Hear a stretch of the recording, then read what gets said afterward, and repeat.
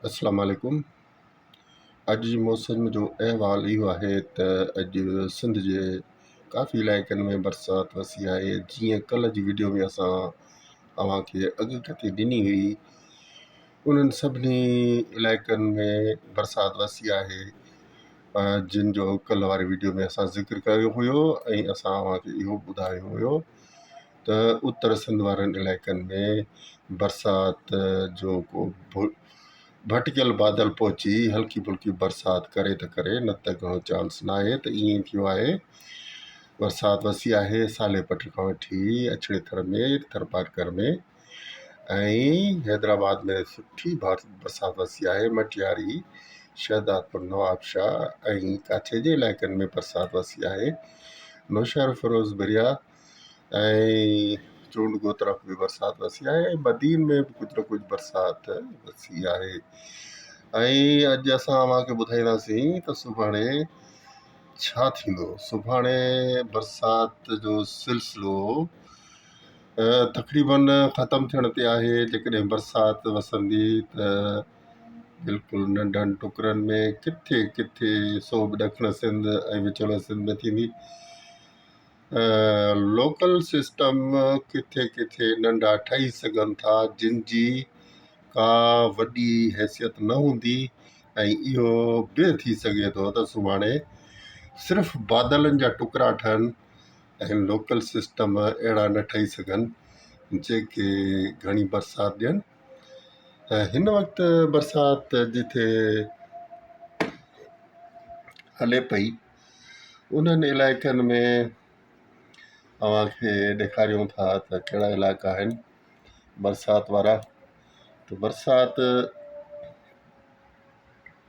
सिंध में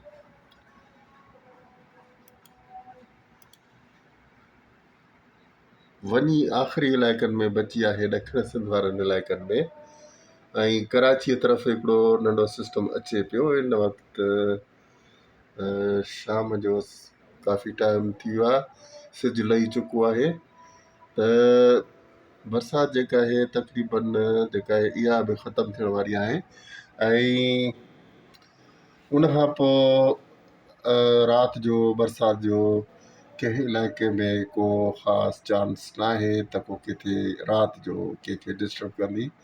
फ़िलहाल बसि जेके सिस्टम ही हलनि था पिया इहे गुज़री वेंदा।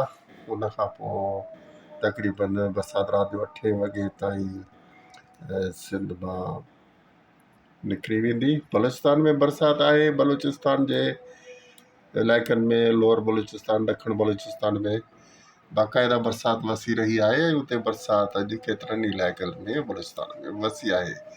पाकिस्तान जे ॿियनि इलाइक़नि में ख़ैर ख़ैरियत आहे।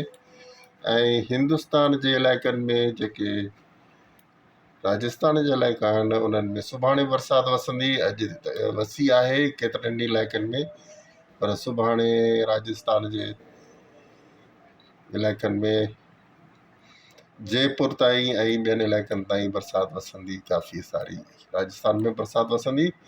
ऐं सुभाणे कच्छ भुज में बि बरसाति कुझु इलाइक़नि में वसण जो इम्कान मौजूदु आहे। अव्हांखे असां ॾेखारियूं हवाऊं। त हवाउनि जा जेके सिलसिला आहिनि उहे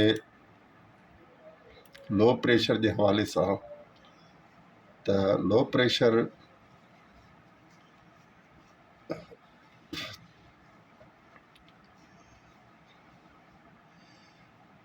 जी पोज़ीशन जेका आहे सूरत हाल उहा प्रॉपर हिन वक़्तु जी पोज़ीशन अव्हांखे ॿुधाईंदा।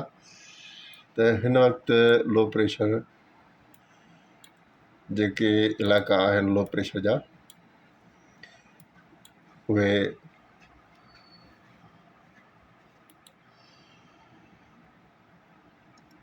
ही सिंध वारा इलाइक़ा आहिनि। सिंध वारनि इलाइक़नि में लो प्रेशर हिन वक़्तु आहे जेको हटे वेंदो। ऐं लो प्रेशर जेकॾहिं रहंदो त उहो जयपुर जे इलाइक़नि में ऐं न्यू दिल्ली बरेली जे इलाइक़नि में रहंदो। ऐं न्यू दिल्ली में सुभाणे ऐं बरेली जे इलाइक़नि में, आगरा जे इलाइक़नि में ज़ोरदार मींहं वसंदा।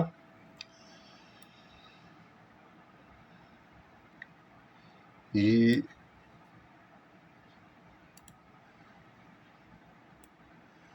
हिन वक़्तु कुझु ज़ूब जे इलाइक़नि में बरसाति जा सिस्टम एक्टिव थियनि पिया, पर इहे काफ़ी कमज़ोर सिस्टम रहंदा, ज़ोर वठी न सघंदा।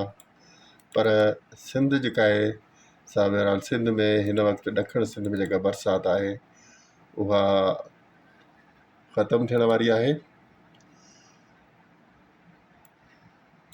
हे ॾिसो बिल्कुलु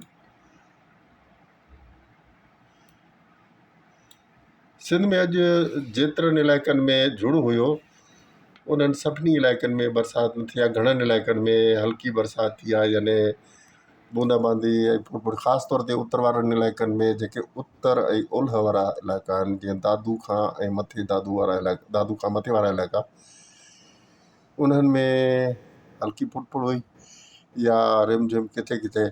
बाक़ी बरसाति सुठी जेका वसी आहे उहा हैदराबाद, उमरकोट, मिट्टो ख़ासि ऐं हैदराबाद खां ठटे ताईं। ठटे में बि तमामु ज़बरदस्त, सिजावल में बि ज़ोरदार बरसाति वसी आहे ऐं कराचीअ जे केतिरनि इलाइक़नि में चङी भली बरसाति वसी आहे, पर ओड़ी ख़तरनाक बरसाति न हुई अॼु जे वॾा मसइला पैदा कया हुआ। पर हीअ बरसाति बि हेठां इलाइक़नि में मसइला हैदराबाद में पैदा करे सघे थी ऐं कराचीअ में पैदा करे सघे थी।